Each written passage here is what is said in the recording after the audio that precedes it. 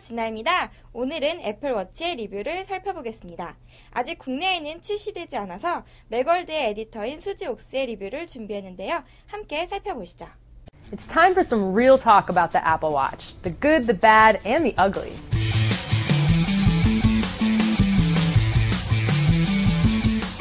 Let's start with the good.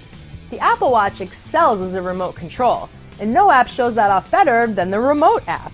It's just as easy to navigate as the remote app on your iPhone, but so much more convenient because it's strapped to your wrist. For me, driving time is podcast time, but I hate how turn-by-turn navigation keeps interrupting my podcast to tell me when I need to turn. The Apple Watch solves this beautifully. It just taps on your wrist when you have to turn. There's 10 taps when you need to go right, 6 taps in 3 pairs when you need to go left. That way you can turn off the voice directions on your iPhone and you still know when to turn, and your music or your podcast never stops. I've used a few different activity trackers, but none of them have motivated me to work towards my fitness goals quite like the Activity app on my Apple Watch. The Activity app gives you 3 goals to work towards every day. The red move ring counts just your general activity going towards a calorie goal.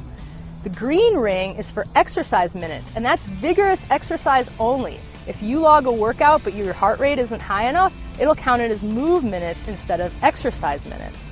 The third one is the stand ring. That wants you to stand for at least 1 minute out of each hour, 12 hours out of the day. When you get close to finishing one of those rings, the watch will remind you, look, you're almost at your goal, keep going.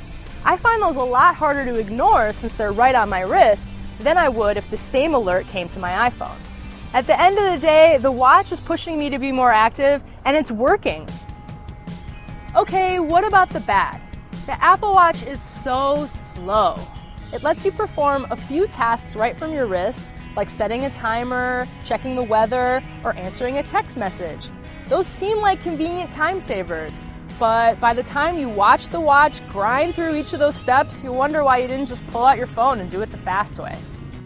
Siri can be a little hit or miss on the Apple Watch too. There's 2 ways to get Siri to work. Pressing and holding the digital crown works every time, totally reliable. The other thing you can do is raise your wrist and say, "Hey Siri."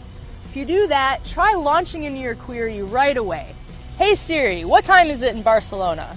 If you pause after "Hey Siri," sometimes she'll start trying to process your query already, but all you said was "Hey Siri," so there's just a delay before she realizes that you didn't say anything, and then she asks you what you want. And then there's the home screen clutter. You know that folder you have on your iPhone of all the built-in apps that you can't delete but you're never going to use, like Stocks and Compass? Some of those apps are on the Apple Watch too, but it doesn't support folders. And you can't delete the apps from your Apple Watch home screen either. So those little icons are going to sit there whether you use those apps or not.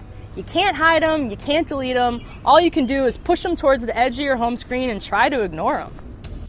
And now for the ugly. Just kidding, this thing isn't ugly at all.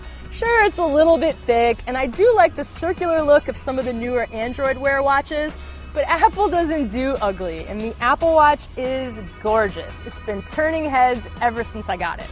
The Apple Watch is a beautiful smartwatch, and it does everything it set out to do. Smartwatches as a category are still very extra and non-essential, and Apple fans have a lot of shiny, expensive gadgets competing for our technology dollars. The Apple Watch still feels pretty first generation, so if you're still on the fence, you might want to wait. 수지 옥스는 애플워치가 멋있기는 하지만 일반 사용자들의 경우에는 다음 세대를 기다려보는 것이 좋겠다고 결론 내렸습니다. 아직 국내 출시 일정은 밝혀지지 않았지만 하루빨리 한국에서도 만나봤으면 좋겠습니다. 감사합니다.